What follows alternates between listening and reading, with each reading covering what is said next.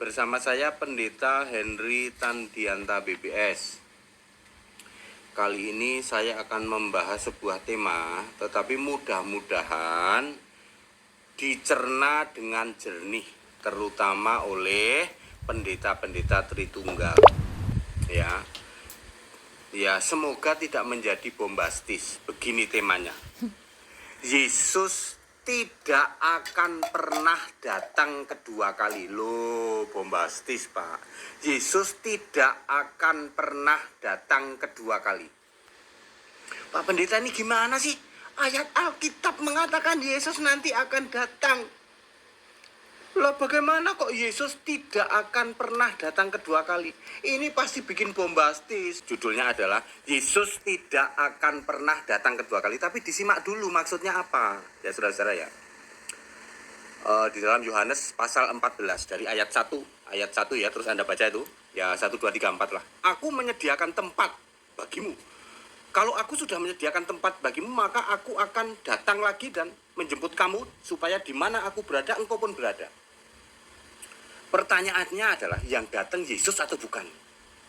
Ternyata jawaban Alkitab mengatakan bukan. Bukan Yesus yang datang. Nanti yang datang itu ternyata bukan Yesus loh. Perhatikan ya, ayat Alkitab loh ya. Jangan debat dulu ya. Wahyu 4 ayat 1-2. Wahyu 4 ayat 1-2.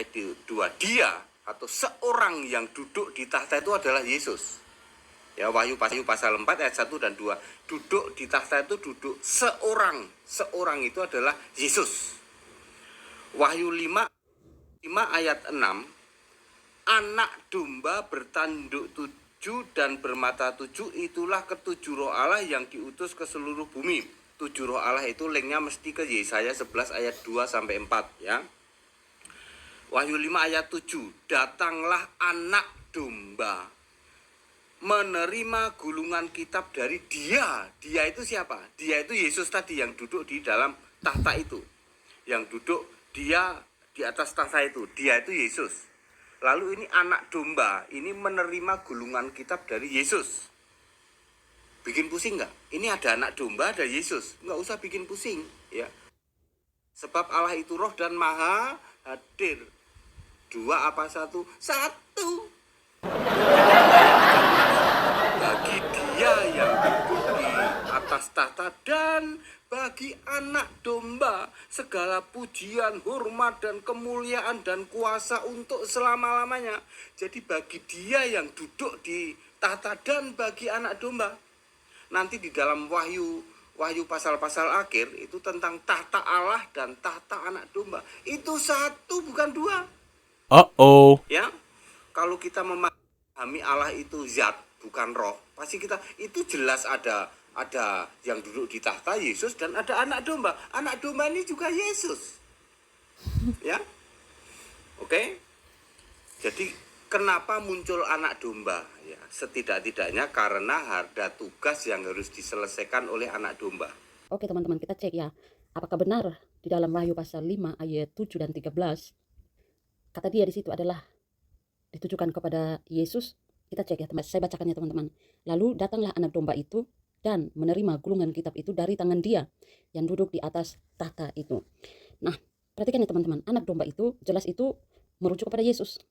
Nah, Bapak Pendeta bilang kan, kata dia dalam ayat 7 ini adalah Yesus. Jadi, di sini kita mencoba untuk mengikuti pola pikir Bapak Pendeta ini ya teman-teman.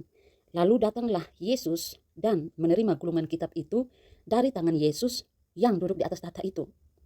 Ayat ini akan mencari aneh bukan? Bagaimana bisa Yesus datang dan menerima gulungan kitab itu dari tangan Yesus sendiri?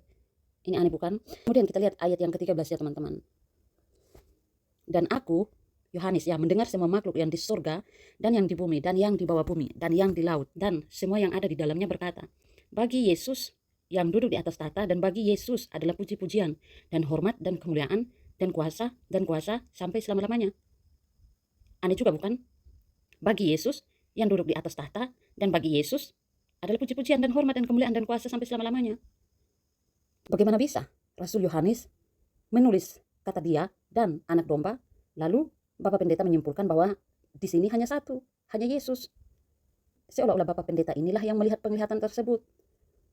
Iya kan? Kalau Bapak Pendeta ini mengatakan bahwa di sini hanya Yesus, berarti seolah-olah Bapak Pendeta inilah yang melihat penglihatan, bukan lagi Rasul Yohanes. Dan tentu ya teman-teman, tidak mungkin Rasul Yohanes salah menulis, tidak mungkin teman-teman.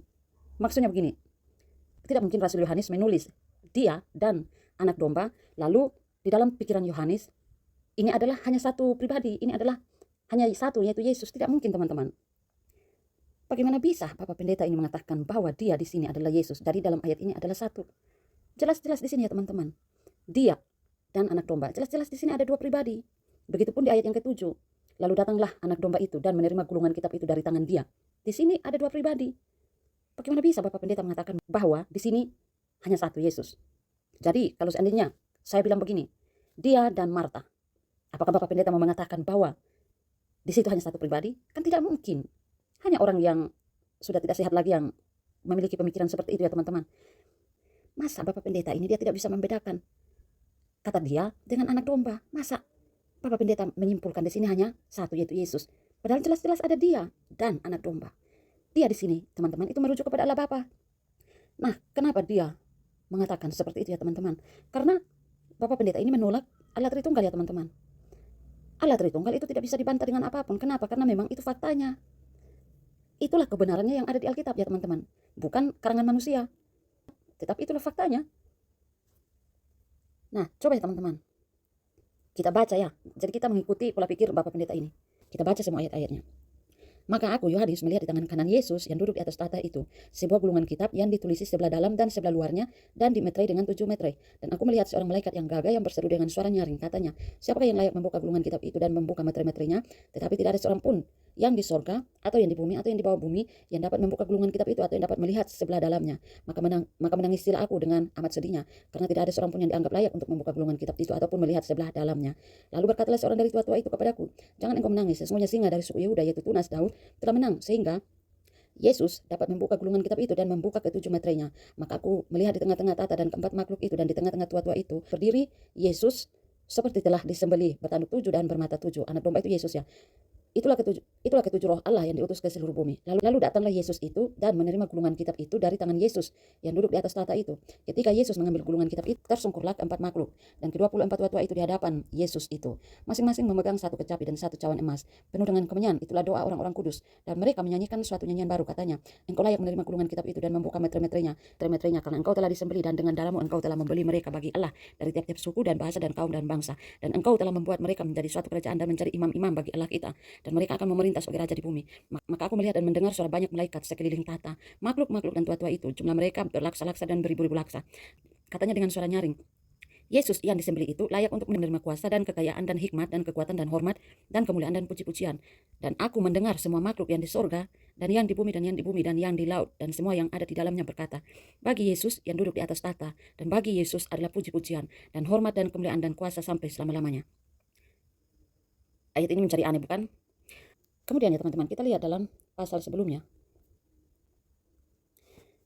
Barang siapa menang, ia akan kududukan bersama-sama dengan aku di atas tahtaku, sebagaimana aku pun telah menang dan duduk bersama-sama dengan Bapakku di atas tahtanya. Artinya, Bapakku di atas tahta Bapak. Jangan lagi Bapak Pendeta ini mengatakan bahwa di sini hanya Yesus. Jelas-jelas ya teman-teman, di sini ada dua pribadi, Yesus dan Bapaknya. Kemudian, kenapa dia mengatakan seperti itu teman-teman? Karena Bapak Pendeta ini menolak Allah Tritunggal ya teman-teman. Kalau misalnya di dalam Wahyu pasal 5 ya, Bapak Pendeta ini mengatakan bahwa di sini kata dia adalah Yesus, jadi hanya satu ya teman-teman. Bagaimana dengan di dalam Matius pasal 28? Karena itu pergilah, jadikanlah semua bangsa muridku dan baptislah mereka dalam nama Bapa dan Anak dan Roh Kudus. Jadi kita mengikuti lagi pola pikir Bapak Pendeta ini bahwa di sini adalah satu, Yesus. Jadi nanti bunyi ayatnya seperti ini. Karena itu pergilah, jadikanlah semua bangsa murid Yesus dan baptislah mereka dalam nama Yesus dan Yesus dan Yesus. Aneh bukan? Kemudian kata Yesus pada waktu ia disalib. Lalu Yesus berseru dengan suara nyaring, ya Bapa, ke dalam tanganmu kuserahkan nyawaku. Dan sesudah berkata demikian, ia menyerahkan nyawanya. Teman-teman, ini juga eksplisit ya teman-teman. Artinya di sini sangat jelas ada dua pribadi, Yesus dengan Bapa. Nah, kalau kita mengikuti pola pikir Bapak Pendeta ini, maka ayat ini akan menjadi seperti, ya Yesus, ke dalam tanganmu, tangan Yesus, kuserahkan nyawaku. Yesus menyerahkan nyawa Yesus kepada Yesus sendiri. Dan saya sudah berkata demikian, Yesus menyerahkan nyawanya. Jelas di sini, ia menyerahkan nyawanya.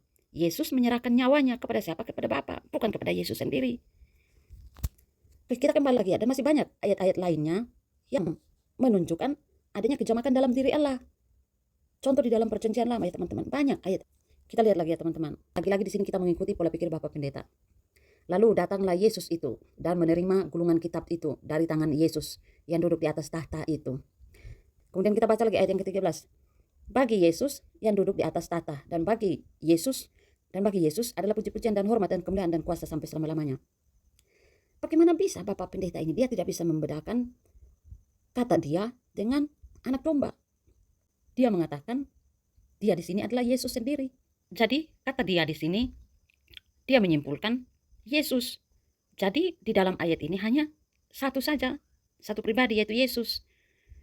Bagaimana bisa seorang pendeta, masa dari kata-kata ini saja dia tidak bisa tahu bahwa di sini ada dua pribadi ya teman-teman. Ada dia dengan anak domba.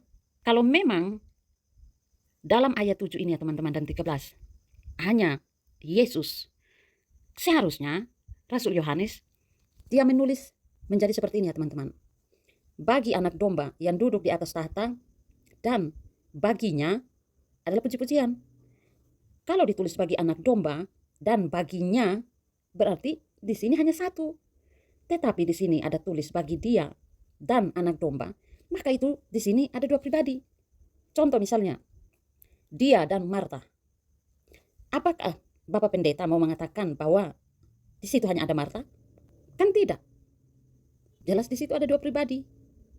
Dia dan Marta. Bagaimana Bapak Pendeta ini bisa menyimpulkan bahwa hanya ada satu di situ yaitu Marta? Ya kan? Jadi kalau kita mengikuti pola pikir Bapak Pendeta ini, maka ayat-ayat semua akan menjadi kacau teman-teman. Begitupun dengan ayat-ayat yang menunjukkan adanya kejamakan dalam diri Allah. Baptislah mereka dalam nama Bapa dan Anak dan Roh Kudus. Baptislah mereka dalam nama Yesus dan Yesus dan Yesus. Kalau di situ satu pribadi hanya satu, kenapa penulis tidak menulis hanya satu saja? Kenapa penulis tidak menulis hanya Yesus saja? Ya kan? Apakah kalian mau mengatakan bahwa penulis salah menulis? Atau misalnya Rasul Yohanes, dia sebenarnya hanya melihat Yesus. Dan seolah-olah Yohanes salah menulis. Kata dia dengan anak domba. Atau apakah kalian mau mengatakan bahwa walaupun Rasul Yohanes menulis dia dan anak domba, tetapi sebenarnya yang dilihat oleh Yohanes adalah hanya Yesus? Kan tidak mungkin. Bagaimana bisa dia menulis sesuatu yang tidak sesuai dengan penglihatannya? Dia melihat ada dua pribadi, tetapi dia menulis hanya satu pribadi, Yesus dalam ayat ini. Kalau kita mengikuti pola pikir Bapak Pendeta ini, kan lucu. Jadi seolah-olah Bapak Pendeta inilah yang melihat penglihatan tersebut. Ya kan? Jadi Bapak Pendeta ini dia memaksa. Dia merubah penglihatan yang dilihat oleh Rasul Yohanes ada dua pribadi. Kemudian dirubah menjadi satu pribadi oleh Bapak Pendeta tersebut. Seolah-olah Bapak Pendeta itulah yang melihat penglihatan tersebut. Tidak mungkin ya teman-teman, penulis salah menulis. Kenapa? Karena Alkitab adalah firman Allah. Segala tulisan diilhamkan Allah. 2 Timotius 3 ayat 16 dan masih banyak ayat lainnya yang menunjukkan Alkitab adalah firman Allah, diilhamkan Allah. Hanya orang yang tidak waras lagi yang mengikuti pemikiran Bapak Pendeta tersebut ya teman-teman. Jelas dia di sini itu merujuk kepada Allah Bapa. Kok ada ya orang dia tidak bisa membedakan kata dia dengan anak domba. Anak domba dalam ayat ini juga ya teman-teman, dalam ayat 7. Lalu datanglah anak domba itu, lalu datanglah Yesus dan menerima gulungan kitab itu dari tangan Yesus. Bagaimana bisa Yesus menerima gulungan kitab itu dari Yesus sendiri? Ya kan? Perhatikan tuh ada kata menerima. Berarti di situ ada dua pribadi. Menerima dari siapa? Menerima dari tangan dia. Tangan dia siapa? Masa tangan dia, tangan Yesus sendiri? Ini aneh sekali ya teman-teman. Masa menerima gulungan kitab itu dari tangan Yesus sendiri? Berarti di sini ada dua pribadi ya teman-teman. Menerimanya dari siapa? Dari tangan dia. Dari siapa? Ya dari Allah Bapa teman-teman. Kok bisa ya ada Bapak Pendeta dia tidak bisa membedakan kata dia, dan anak domba. Dia merubah dia di sini, dia memaksa. Dia merubah dia di sini adalah Yesus. Jadi seolah-olah di sini hanya satu Yesus. Karena memang dia menolak Allah Tritunggal, teman-teman. Allah Tritunggal tidak bisa dibantah. Kenapa? Ya karena memang Alkitab sendiri berbicara seperti itu. Ada kejamakan di dalam diri Allah. Dan masih banyak ya teman-teman ayat-ayat lainnya. Oke, hanya itu saja ya teman-teman. Semoga saudara-saudara semuanya semakin waras lagi dan tidak mengikuti cara berpikir Bapak Pendeta tersebut ya teman-teman. Karena kalau saudara mengikuti pola pikir Bapak Pendeta tersebut, maka akan menjadi kontradiksi semua ayat-ayat yang ada di dalam Alkitab.